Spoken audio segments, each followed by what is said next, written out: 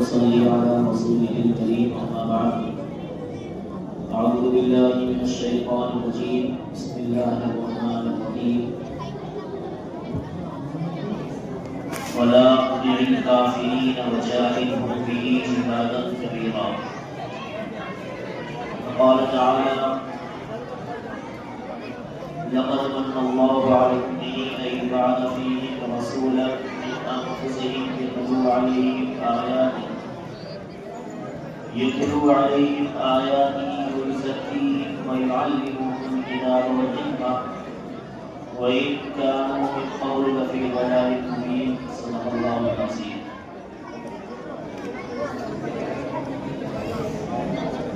تو بزرگوں دوستوں عزیزوں، آج کا ہمارا یہ اجلاس، یہ محفل، یہ مجلس قرآن کریم کی نسبت سے منعقد ہوئی ہے۔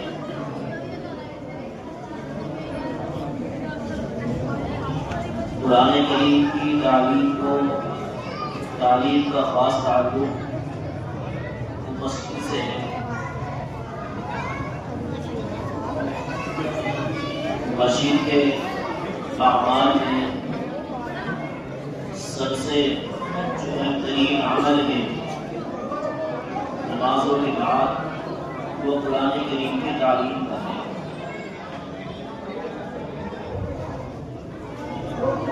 میں نے قرآن مقدس کی جو آیتیں پڑھی ہیں، اللہ تعالیٰ قرآن مقدس کی روشنی میں حق کہنے کی، حق سننے کی، حق سننے، حق پر عمل کی توفیق نصیب فرمائے۔ پہلی آیت پڑھی، اللہ تعالیٰ ارشاد فرماتے ہیں فَلَا تُطِعِ الْكَافِرِينَ وَجَاهِدْهُمْ بِهِ جِهَادًا كَبِيرًا۔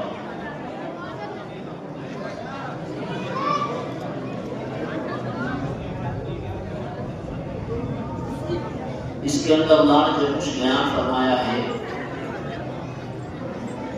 اس کو سمجھنے کے لیے اس آیت کو ہم دو حصوں میں تقسیم کر رہے ہیں۔ اس آیت کے دو جز ہیں، ایک ہے فَلَا تُطِعِ الْكَافِرِينَ،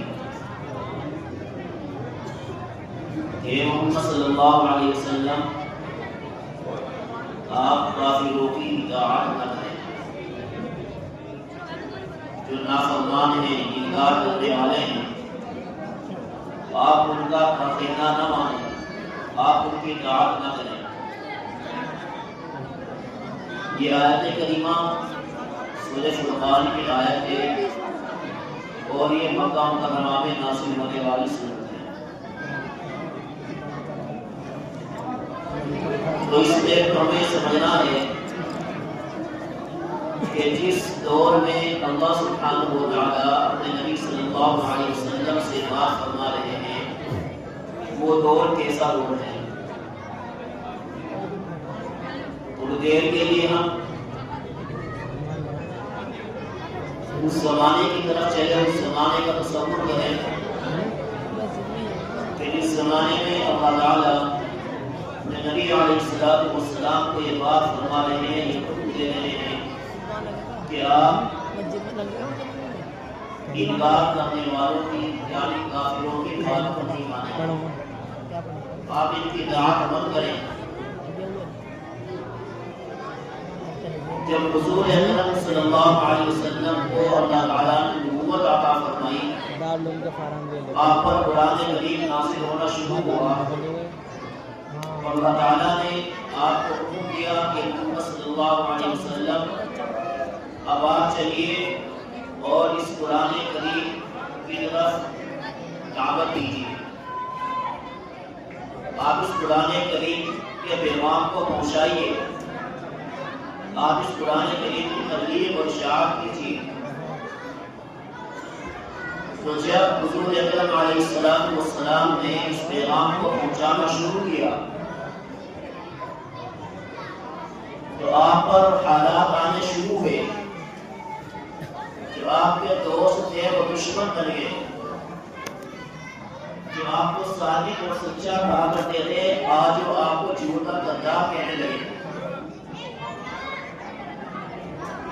جو آپ کو امانتدار کہا کرتے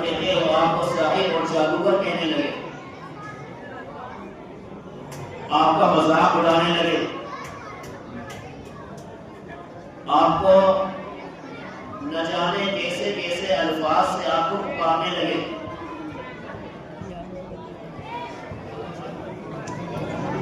حالانکہ ابھی تک یہی لوگ محمد صلی اللہ علیہ وسلم کو امین کہا کرتے تھے، آپ کو صادق کہا کرتے تھے، آپ کو سچا کہا کرتے تھے، آپ کا وعدار کہا کرتے تھے، لیکن ابھی لوگ آپ کو جھوٹا کہہ رہے ہیں، آپ کو کذاب کہہ رہے ہیں، اور آپ سے کہہ رہے ہیں کہ محمد صلی اللہ علیہ وسلم جب سے آپ نے اپنا دین پیش کیا ہے، جب سے آپ نے قرآن پیش کرنا شروع کیا ہے، تم نے ہمارے گھروں میں تب توڑ پیدا کرا دیا ہے، بیٹا باپ سے نفرت کر رہا ہے، باپ بیٹے سے نفرت کر رہا ہے، بیوی اور شوہر میں جدائی ہو گئی ہے، باپ بیٹے میں جدائی ہو گئی ہے، خاندان میں جدائی ہو گئی ہے، ایک ایسا ماحول ہے کہ بظاہر دنیاوی اعتبار سے حضور اکرم علیہ السلام کو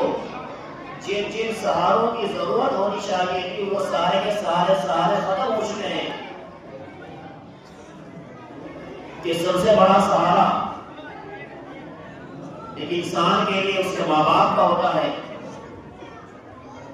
دادا دادی کا سہارا ہوتا ہے، نانا نانی کے سہارے ہوتے ہیں، یہ سارے کے سارے سہارے حضور اکرم علیہ السلام کے یکے بعد دیگر ختم ہوئے، صرف ایک سہارا آپ کے چچا کا ہے جو آپ کی پرورش اور کفالت فرما رہے تھے، اور اب نبوت آپ کو ملی ہے تو اس کا دوسرا سہارا آپ کو آپ کی بیوی خدیجہ رضی اللہ عنہا کا ہے، اور حضرت آپ کے چچا ابو طالب جب آپ نے اپنے مشن کو آگے بڑھایا، قرآن کی تبلیغ، قرآن کی تعلیم آپ نے شروع کی، لوگوں کو قرآن کا درس دینے لگے، قرآن پڑھانے لگے، اس لیے کہ اللہ تعالیٰ نے حضور اکرم علیہ السلام کی نبوت کی جو ذمہ داری بیان فرمائی ہے، ان نبوت کی ذمہ داری میں سے سب سے پہلے آپ کی ذمہ داری بیان فرمائی یتلو علیہم آیاتہ، کہ آپ کا کام یہ ہے کہ آپ ان لوگوں کو قرآن کریم کی تلاوت سکھلائیں، آپ ان کے سامنے قرآن کریم کی تلاوت کریں، یعنی قرآن کریم پڑھنا ان کو سکھلائیں۔ تو جب حضور اکرم علیہ السلام نے کام شروع کیا تو کفار و مشرکین کے مظالم آپ پر ایمان لانے والے پر شروع ہوئے۔ اس وقت جتنے بڑے بڑے مظالم ہو سکتے تھے اور جو کچھ وہ اپنے دشمن کے کر سکتے تھے وہ سب کچھ انہوں نے محمد صلی اللہ علیہ وسلم اور حضرات صحابہ کے نام کے ساتھ کیا۔ بلاخر یہ لوگ دبھاگ کر آپ کے چچا کے پاس گئے، ابو طالب کے پاس، کہ آپ اپنے بھتیجے کو سمجھا لیجیے، جہاں تک ہو سکا وہ آپ کا ساتھ دیتے رہے، لیکن ایک دن چچا ابو طالب نے آپ کو بلایا اور فرمایا کہ بیٹے، اے میرے بھتیجے،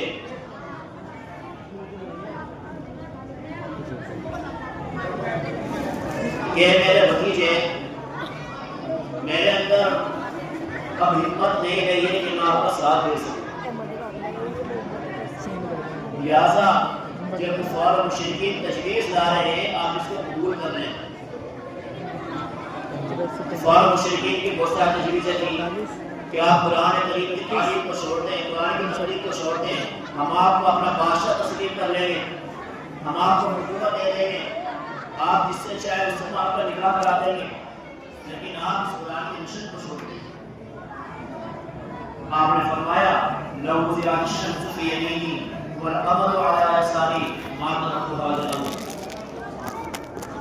کہ اگر میرے ہاتھ میں سورج ایک ہاتھ پر چاند لا کر رکھ دیا جائے تو بھی میں اس کام کو چھوڑ نہیں سکتا۔ تو ایسا ماحول کہ جہاں پر آ کر حضور اکرم علیہ السلام السلام کو جب وزرائی آخری سہارا اپنے چچا کا نظر آ رہا تھا اور چچا نے بھی ہاتھ اٹھا دیے تھے کہ بھتیجے میرے اندر بھی ہمت نہیں ہے کہ میں تیرا ساتھ دے سکوں، تو ایسے موقع پر، ایسے ماحول میں، ایسے زمانے میں اللہ تعالیٰ کے نبی سے بیان فرما رہے ہیں فَلَا تُطِعِ الْكَافِرِينَ کہ محمد صلی اللہ علیہ وسلم آپ ان کافروں کی بات نہیں مانیں گے، آپ ان کی اطاعت مت کیجیے۔ میرا تجویز آپ کے سامنے رکھی ہے کہ محمد آپ یہ کام کر کیا کریں کہ تھوڑی سی ہماری بات مان لیں، تھوڑی سی ماں کی بات کو مان لیں، ایک سال تم ہمارے معبودوں کی بات کر لیں اور ایک سال تمہارے معبودوں کی بات کر لیں۔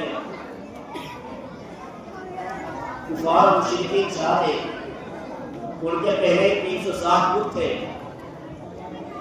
اگر وہ چاہتے تو 360 کی جگہ 361 کر سکتے تھے، لیکن یہاں چونکہ محمد صلی اللہ علیہ وسلم کے سامنے مسئلہ اللہ سبحانہ و تعالیٰ کی وحدانیت کا، یہاں توحید کا مسئلہ تھا کہ عبادت میں سوائے اللہ کے کسی کی شرکت گوارا نہیں ہے، تو یہ تجویز ہے کفار مشرکین کی طرف سے آئی، تو اس دور میں اللہ نے فرمایا کہ محمد صلی اللہ علیہ وسلم آپ ان کافروں کی اطاعت نہیں کریں کہ اللہ میرا سارا گھرانہ میرے خلاف ہے، پورا قبیلہ خاندان میرے خلاف ہو چکا ہے، سارا شہر مکہ میرے خلاف ہے، کوئی سننے کو تیار نہیں ہے، یہ چند مٹھی کا صحابہ جو میری بات کو تسلیم کر کے ایمان لائے ہیں، ان کو تکلیف دی جا رہی ہے، ان کو ستایا جا رہا ہے، ان کو جو تبدیل ریٹ پر لٹایا جا رہا ہے، انگاروں پر لٹایا جا رہا ہے، ان کو تیر کرنے کی کوششیں کی جا رہی ہیں، میں کیا کروں؟ اللہ فرما رہے کہ نہیں آپ کو ان کی بات نہیں ماننی، آپ ان کی اطاعت نہیں کریں گے، یہ کیا کرنا ہے؟ فرمایا دوسرا جز وَجَاهِدْهُمْ بِهِ جِهَادًا كَبِيرًا، آپ ڈٹ کر کے پوری قوت کے ساتھ، پوری توانائی کے ساتھ اس قرآن کریم کے ذریعے سے ان کا مقابلہ کیجیے، آپ پوری قوت کے ساتھ قرآن کریم کے ذریعے سے ان کا مقابلہ کیجیے۔ تو یہاں اللہ تعالیٰ نے جو مقابلے کا حکم دیا ہے وہ تلوار کے ذریعے سے مقابلے کا حکم نہیں دیا ہے، وہ جنگ اور جدال کے ذریعے سے مقابلے کا حکم نہیں دیا ہے، بلکہ اللہ نے فرمایا کہ آپ محمد صلی اللہ علیہ وسلم آپ اس قرآن کے ذریعے سے ڈٹ کر مقابلہ کیجیے، یعنی آپ اس قرآن کے پیغام کو پہنچائیے، یا آپ کی بات سنیں نہ سنیں، یا آپ کی اطاعت کریں نہ کریں، وَجَاهِدْهُمْ بِهِ جِهَادًا كَبِيرًا، لہذا پوری قوت کے ساتھ ان کا مقابلہ قرآن کریم سے کیجیے، آپ کا قرآن بیان کرتے رہیے، اس کائنات کے اندر رہنے والی پوری انسانیت کی رہنمائی، پوری انسانیت کی کامیابی وہ صرف قرآن کریم کے اندر حاصل ہے، لہذا قرآن سے مقابلہ کیجیے۔ معلوم یہ ہوا کہ قرآن کریم کی تبلیغ، قرآن کریم کی تعلیم، قرآن کریم کا درس یہ سب سے بڑا جہاد ہے، اس سے بڑا کوئی جہاد نہیں ہے دشمن کے خلاف، سب سے بڑا مقابلہ، سب سے بڑا جہاد وہ قرآن کریم کی تعلیم ہے، اسی لیے یہ آیت کریمہ مکہ مکرمہ میں نازل ہوئی ہے، اور جہاد کا حکم، جہاد کی سیف تلوار کے ذریعے سے جہاد کا حکم مکے کے اندر نہیں آیا بلکہ مدینے کے اندر نازل ہوا ہے۔ ہجرت فرمانے کے بعد اللہ تعالیٰ نے آپ صلی اللہ علیہ وسلم پر جہاد فرض کیا ہے کہ آپ دشمن کے خلاف تلوار کے ذریعے سے جہاد کیجیے۔ مکہ مکرمہ میں جو جہاد کا حکم تھا وہ قرآن کریم کے ذریعے سے تھا، تو اس سے معلوم یہ ہوا کہ جو جہاد، جو مقابلہ دشمن کے ساتھ ہوتا ہے جنگ کے ذریعے سے، آلات کے ذریعے سے، وہ ایک وقتی ہوا کرتا ہے، ایک دن کے لیے ہوئی، 2 دن کی ہوئی، مہینے کی ہوئی، سال کے لیے ہوئی، بالآخر وہ ختم ہو ہی جاتی ہے۔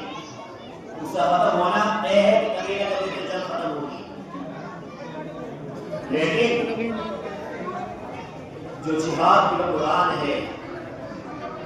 جو قرآن کریم کے ذریعے سے مقابلہ ہے، یہ ایک ایسا مقابلہ ہے کہ جس سے ہمیشہ عروج ہی عروج ہے، جو کبھی قیامت تک ختم ہونے والا ہے۔ یہ جوہر، یہ محنت جو قرآن کریم کے ذریعے سے کی جاتی ہے، اس کا تقابل، اس کا مقابلہ ہم دوسری دینی محنتوں کے ساتھ نہیں کر سکتے ہیں۔ اس لیے کہ دوسری جو محنتیں خواہ تحقیقات کی شکل میں ہو، تنظیمات کی شکل میں ہو، انہیں کبھی عروج ہوتا ہے، کبھی زوال ہوتا ہے، کبھی وہ اوپر چڑھتی ہے، کبھی تنزل کی طرف جاتی ہے۔ لیکن یہ قرآن مقدس اور قرآن مقدس کے ذریعے سے مقابلہ، یہ ایک ایسا عمل ہے کہ جس وقت اللہ کے نبی صلی اللہ علیہ وسلم نے اس کی بنیاد ڈالی تھی، اس وقت سے لے کر آج تک اور صبح قیامت تک عروج ہی عروج اس کو نصیب ہوتا چلا جا رہا ہے۔ اس کے مٹانے والے مٹے ہیں، اس کے اندر کچھ نکالنے والے کے جتنے اور آخر برباد ہوئی ہے، لیکن اللہ تعالیٰ نے اس کو عروج بخشا ہے۔ اس لیے کہ یہ کوئی تحریک نہیں ہے، یہ کوئی تنظیم نہیں ہے، بلکہ قرآن کریم کی تعلیم، قرآن کریم کی تدریس، یہ منزل من اللہ حکم ہے، یہ اللہ تعالیٰ کی طرف سے حکم ہے، یہ اللہ سبحانہ و تعالیٰ کی طرف سے نظام دیا ہوا ہے۔ اللہ تعالیٰ نے ہمیں حکم دیا ہے، اللہ نے اس کو بیان فرمایا ہے کہ تمہاری زندگی کا مقصد، تمہاری تخلیق کا مقصد، تمہیں جو ہم نے قوت گویائی عطا فرمائی ہے، بولنے کی طاقت، اس کا مقصد صرف اور صرف یہ ہے کہ تم اس کے ذریعے سے قرآن کی تعلیم کو حاصل کرو۔ اللہ نے ارشاد فرمایا، الرحمن علم القرآن خلق الانسان علمہ البیان۔ رحمان جس نے قرآن سکھلایا ہے، خلق الانسان جس نے انسان کو پیدا کیا ہے، تو گویا کہ انسان کی پیدائش کا مقصد وہ تعلیم قرآن ہے۔ قرآن کریم کی تعلیم حاصل کرنا ہماری پیدائش کا بنیادی مقصد ہے۔ علمہ البیان، وہ اللہ کہ جس نے انسان کو بولنے کی طاقت عطا فرمائی ہے، بولنے کی قوت عطا فرمائی ہے۔ تو معلوم یہ ہوا کہ ہماری قوت گویائی کا بھی مقصد، ہماری اللہ نے جو زبان کی ہے، اس کا مقصد بھی یہ ہے کہ ہم اس سے قرآن کو بیان کریں، ہم اس سے قرآن کو بیان کریں۔ اسی اللہ تعالیٰ نے اپنے نبی صلی اللہ علیہ وسلم کی ذمہ داری بیان فرمائی ہے۔ نبی علیہ السلام کے اصل کام، آپ کی اصل ذمہ داری وہ ہے جس کو اللہ تعالیٰ نے خود قرآن کریم کے اندر بیان فرمایا ہے۔ وہ اصل بنیادی ذمہ داری ہے۔ اللہ نے بیان فرمایا کہ محمد صلی اللہ علیہ وسلم آپ کے دنیا کے اندر بھیجنے کا ہمارا مقصد یہ ہے یتلو علیہم آیات، کہ آپ اس قرآن کریم کی آیتیں لوگوں کو سکھلائیں، آپ لوگوں کے سامنے اس کی تلاوت کریں۔ یہ آپ کی پیدائش کا مقصد ہے، آپ کی بعثت کا مقصد یہ ہے۔ گویا کہ نبی صلی اللہ علیہ وسلم نبوت کے کاموں میں سے سب سے پہلا کام وہ قرآن کریم کی تعلیم ہے، قرآن کریم کو لفظ سیکھنا ہے۔ اب رہا مسئلہ کہ کیا صرف ہماری ذمہ داری قرآن کریم کی تلاوت کرنا سیکھنا ہے یا اور بھی کچھ ہے؟ اللہ نے فرمایا کہ ہاں، نبی صلی اللہ علیہ وسلم کی ذمہ داری اور بھی ہے۔ وَيُزَكِّيهِمْ، کہ آپ کا دوسرا کام یہ ہے کہ آپ تزکیہ کریں۔ تزکیہ کا مطلب دلوں کی صفائی، دلوں کو کفر و شرک کی گندگیوں سے پاک کریں، غلط عقائد سے دلوں کی صفائی کریں، تو معلوم یہ ہوا کہ دلوں کی صفائی، دلوں کا تزکیہ وہ قرآن کریم کی تلاوت سے ہوگا، وہ قرآن کریم کے ذریعے سے ہوگا۔ اور تیسرا کام محمد صلی اللہ علیہ وسلم کا یہ ہے وَيُعَلِّمُهُمُ الْكِتَابَ، کہ آپ اس کتاب کی تعلیم دیں۔ کیا مطلب؟ اس کے احکامات کو کھول کر کے بیان کریں، آپ اس قرآن کریم کی تفسیر بیان کریں، آپ لوگوں کو بتلائیں کہ اللہ نے قرآن کریم کے اندر کیا بیان فرمایا ہے۔ اس لیے کہ کتاب صرف تلاوت کی کتاب نہیں ہے، یہ کتاب صرف برکت کے لیے پڑھی جانے والی کتاب نہیں ہے، یہ کتاب صرف نماز کے اندر تلاوت کرنے کتاب کا عہدہ ہو گیا اس کے لیے نہیں ہے، بلکہ کتاب تو ایک مکمل ضابطۂ حیات ہے۔ یہ کتاب اپنی زندگی کو اس کے مطابق ڈھالنے کا نام، اس ڈھالنے کے لیے کتاب آئی ہے۔ اس اللہ نے فرمایا کہ ہم نے اس کتاب کو تمہاری ہدایت بنایا ہے، اور اس کتاب سے ہدایت کون حاصل کریں گے؟ اس کتاب سے ہدایت حاصل وہ کریں گے کہ جن کے اندر اس کتاب کی عظمت ہوگی، جو اس کتاب کو سننے والے ہوں گے، جن کے دل زندہ ہوں گے، وہ اس کتاب سے رہنمائی حاصل کریں گے۔ اِنَّكَ لَا تُسْمِعُ الْمَوْتَىٰ، اے محمد صلی اللہ علیہ وسلم آپ مردوں کو نہیں سنا سکتے، وَلَا تُسْمِعُ الصُّمَّ الدُّعَاءَ إِذَا وَلَّوْا مُدْبِرِينَ، اور نہ ان کو سنا سکتے ہیں جو بہرے ہیں، جو پیر پھیر کر چاہ رہے ہیں، آپ ان کو بھی نہیں سنا سکتے ہیں۔ وَمَا أَنْتَ بِهَادِي الْعُمْيِ عَنْ ضَلَالَتِهِمْ، اور اے محمد صلی اللہ علیہ وسلم آپ ان اندھوں کو گمراہی سے نہیں نکال سکتے ہیں، آپ ان کو راست پر نہیں لا سکتے ہیں۔ ان تسمع الا من ملک آیاتنا، ہاں آپ کے پاس صرف وہ لوگ سنیں گے کہ جو ہماری آیاتوں پر ایمان لائے ہیں،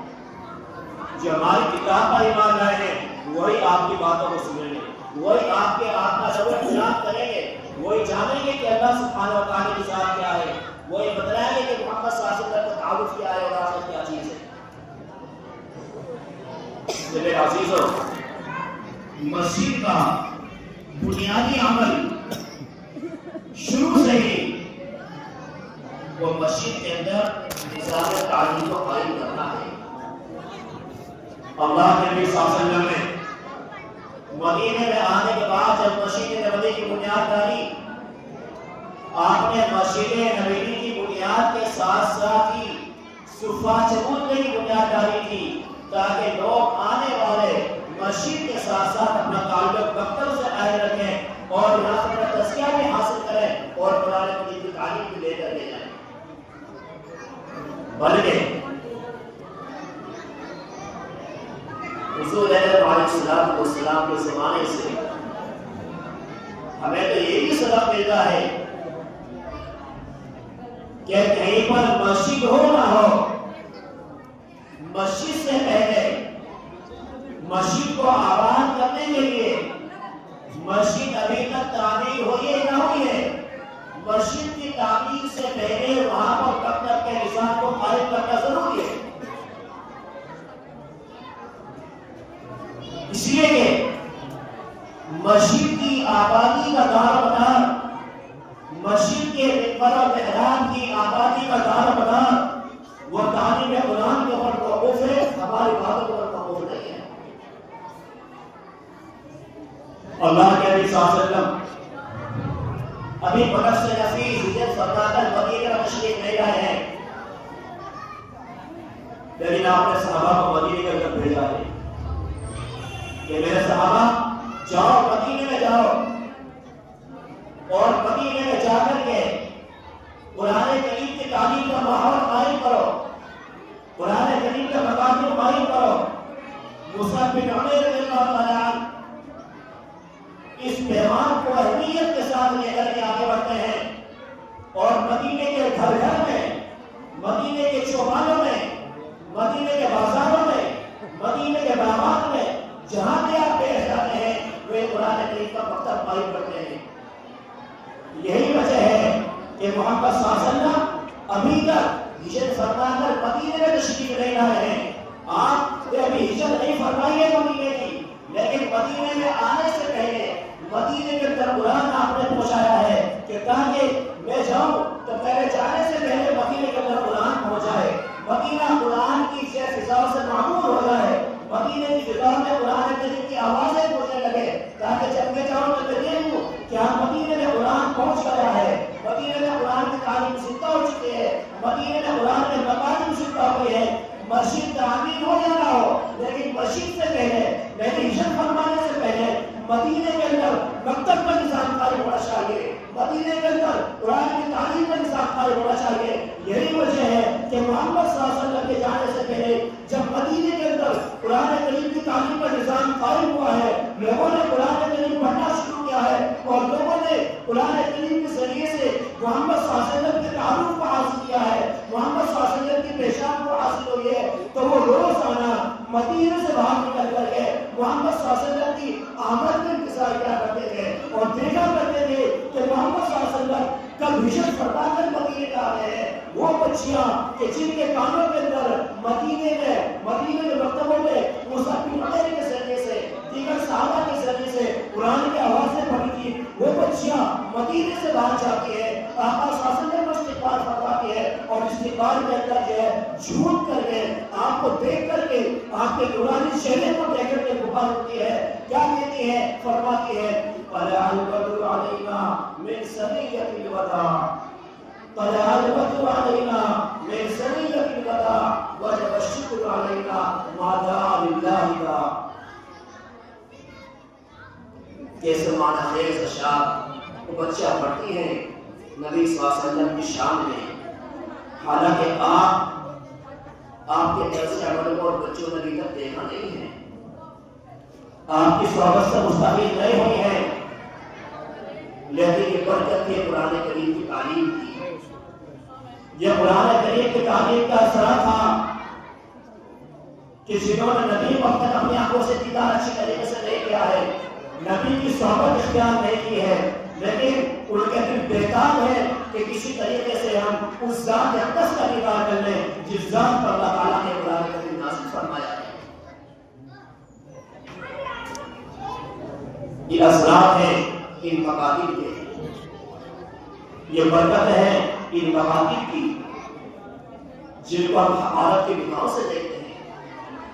جن کو ہم ذلت کی نگاہوں سے دیکھتے ہیں، کہ جن کے بارے میں ہمارا عمل، ہمارا طرز عمل یہ ہے کہ ہماری مسجد کے اندر مکتب کا نظام مضبوط ہو یا نہ ہو. میں بالکل صاف وضاحت کے ساتھ کہہ رہا ہوں، ہمارا عمل یہ ہے کہ ہماری مسجد کے اندر مکتب کا نظام مضبوط ہو یا نہ ہو، ہماری مسجد میں قرآن کی تعلیم ہو یا نہ ہو، ہماری مسجد میں درس قرآن ہو یا نہ ہو، لیکن سب سے پہلے ہماری مسجد کے اندر فضائل اعمال کی تعلیم ہونی چاہیے، سب سے پہلے ہماری مسجد کے اندر منتخب حدیث پڑھی جانی چاہیے، سب سے پہلے ہماری مسجد کے اندر گشت والا عمل مضبوط ہونا چاہیے. لوگوں میں صاف کہتا ہوں اور کان کھول کر کے آپ سن لو، ہماری فضائل اعمال کی تعلیم کا مقصد، ہمارے منتخب حدیث کی تعلیم کا مقصد، ہمارے گشتوں کا مقصد، ہمارے جینا شاپ مہینے کا مقصد، ہمارے پاسپورٹ پیمنٹ کا مقصد، ہماری ساری نقل و حرکت کا مقصد یہ ہے کہ تاکہ ہمارے اندر قرآن کریم کا شوق پیدا ہو. فضائل اعمال کا مقصد، فضائل کی تعلیم کا مقصد تو یہ تھا کہ امت کے اندر قرآن کی تعلیم کا شوق پیدا ہوتا، قرآن سیکھنے کا جذبہ پیدا ہوتا. اور یاد رکھنا بقول مسجد الرحمن دعوت پر قانون کے کہ جن لوگوں نے قرآن کریم کے مقابلے میں دوسری کتابوں کو لا کر کے کھڑا کیا ہے، میں بالکل صاف صاف کہہ رہا ہوں، مسئلہ قرآن کریم کا ہے، مسئلہ عقیدے کا ہے. اگر ہم اس کو بیان نہیں کریں گے تو پھر کون قرآن کریم کی حقیقت کو بیان کرے گا؟ یہ علماء کرام کی ذمہ داری ہے کہ جب آپ اس دور کے اندر قرآن کریم کی حقارت ہو رہی ہے، قرآن کریم کی توہین لفظوں کے ساتھ ہو رہی ہے. اندر تو یہ تھا کہ ہمارے جو عمل تھا اب زبانوں کے تک الفاظ آ چکے ہیں کہ وہ قرآن کریم کو اپنے زبانوں سے اس کے حقائق کو بیان کر رہے ہیں. تو کیا ہم اس کی صداقت کو، اس کی حقیقت کو اپنی زبان سے بیان نہ کریں؟ تو مولانا فرماتے ہیں کہ جن لوگوں نے قرآن کریم کے مقابلے میں دوسری کتابیں لا کر کے کھڑی کر رکھی ہیں، میں نہیں جانتا کہ ان کا حشر کر قیامت کے دن کیا ہوگا. اللہ تعالیٰ ان کے بارے میں اور سب کے بارے میں جنہیں قرآن کو چھوڑ رکھا ہے، قرآن کو کچھ ڈال رکھا ہے، اللہ کے نبی صلی اللہ علیہ وسلم اللہ کے عذاب کی شکایت پیش کریں گے اور فرمائیں گے اللہ کے نبی صلی اللہ علیہ وسلم وقال الرسول یا رب ان هذا القرآن مهجورا. رسول صلی اللہ علیہ وسلم فرمائیں گے اے میرے رب یہ وہ لوگ ہیں کہ جنہوں نے اس قرآن کریم کو چھوڑ رکھا تھا. مفسرین کرام نے لکھا ہے کہ چھوڑنے کا مطلب یہ بھی ہے، اس کے عموم میں یہ داخل ہے کہ جنہوں نے سیرے سے قرآن کریم پڑھا نہیں ان کے بارے میں اللہ تعالیٰ شکایت فرمائیں گے کہ اللہ نے قرآن کریم کو چھوڑ رکھا تھا. یہ جو پڑھ کر کے قرآن کریم پڑھاتا ہے ان کے بارے میں اللہ تعالیٰ شکایت فرمائیں گے کہ وہ لوگ ہیں کہ جنہوں نے قرآن کریم کو چھوڑ رکھا تھا. یہ قرآن کریم ہم چاہیں کہ ہمارے بہن سے ہدایت میں جائے، ہم چاہیں کہ ہمارے رشتوں سے ہدایت میں جائے، ہم چاہیں کہ ہماری تعلیم سے ہدایت میں جائے. میرے عزیزوں، جب تک ہمارے ایک ایک عمل میں قرآن کریم نہیں ہوگا، ہمارے رشتوں میں قرآن کریم نہیں ہوگا، ہماری تعلیمات میں قرآن کریم نہیں ہوگا، مسجدوں کی منبر اور محراب پر قرآن کریم کو بیان نہیں کیا جائے گا، یہ امت ہرگز ہدایت یافتہ نہیں ہو سکتی. اللہ نے ہدایت کا ذریعہ صرف اور صرف قرآن مقدس کو بنایا ہے. یہاں تک کہ ہمارا شبہ کی تو کیا حقیقت ہے، اللہ تعالیٰ نے اپنے نبی صلی اللہ علیہ وسلم کے بارے میں بیان فرمایا ہے کہ محمد صلی اللہ علیہ وسلم ہم نے آپ کو بھی ہدایت قرآن کی وجہ سے دی، آپ کو بھی رسالت قرآن سے ملی ہے. قرآن کے آنے سے پہلے آپ محمد ابن عبداللہ کے نام سے مشہور تھے. کوئی آپ کو محمد رسول اللہ نہیں کہتا تھا کہ جب قرآن آیا جب قرآن نے اپنی پہچان بتلائی کہ محمد آپ جو محمد رسول اللہ ہے، آپ کو نبوت قرآن سے ملی ہے، آپ کو رسالت قرآن سے ملی ہے، یہاں تک کہ آپ کو ہدایت قرآن سے ملی ہے. وَإِنِّي اهْتَدَيْتُ فَإِنَّمَا يُهْتَدِي إِلَيَّ رَبِّي، کہ مجھے بھی جو ہدایت ملی ہے وہ اس قرآن کی وجہ سے ملی ہے جس کو اللہ نے طرف بھیجا ہے. اسے اللہ نے فرمایا کہ محمد صلی اللہ علیہ وسلم آپ کو تبلیغ کرنی ہے کہ کیا سنا اعلان ہے کہ تبلیغ کرنی ہے. اللہ نے صاف ارشاد فرمایا ہے کہ آپ کو تبلیغ نہیں کرنی ہے. تبلیغ وہ ہمارے نظریات کی نہیں ہے، تبلیغ وہ ہماری فکروں کی نہیں ہے، تبلیغ جو ہمارے ذہن میں اندر ہے اس کو بیان کرنے کا نام تبلیغ نہیں ہے.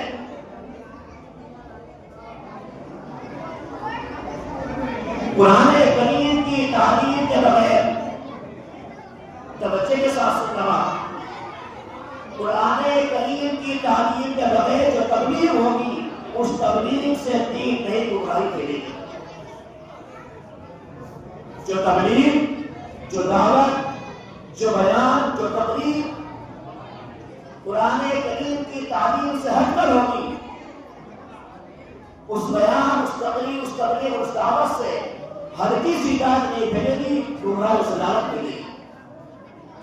اس سے عقائد خراب ہوں گے، اس سے اعمال خراب ہوں گے.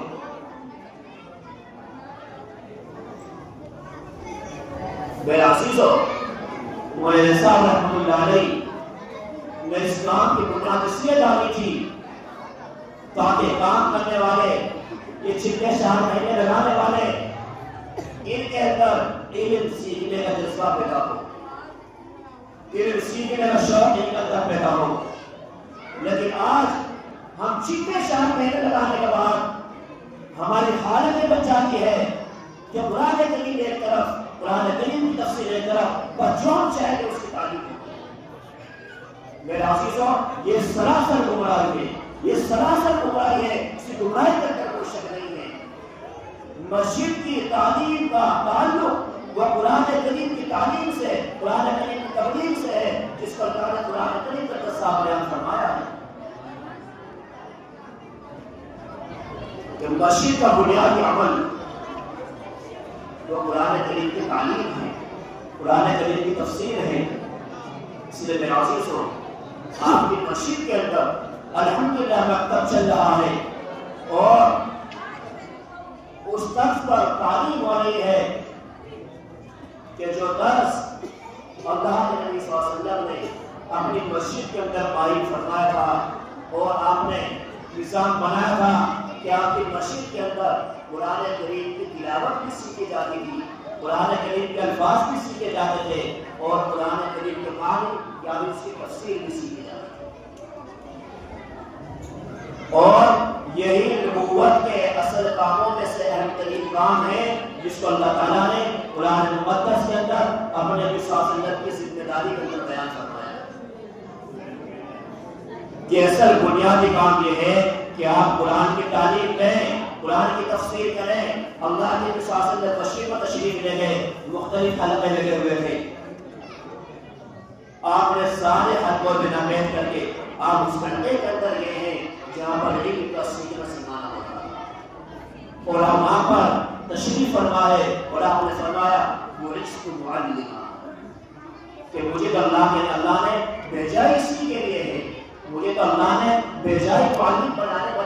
معلم کے لیے ہے کہ میں لوگوں کو علم سکھانے والا ہوں. اس لیے میرے عزیزوں، یہ قرآن اسی کے اندر ہماری کامیابی ہے، اسی کے اندر ہماری ترقی ہے. ہر ایک اس قرآن کریم کو سیکھے، بچہ بھی سیکھے، بڑا بھی سیکھے، بوڑھا بھی سیکھے، عورتیں بھی سیکھے، مرد بھی سیکھے، سب اس قرآن کریم کو سیکھے. اسی کے اندر نجات ہے. اللہ تعالیٰ سے بھی ہماری توفیق عطا فرمائے. آمین.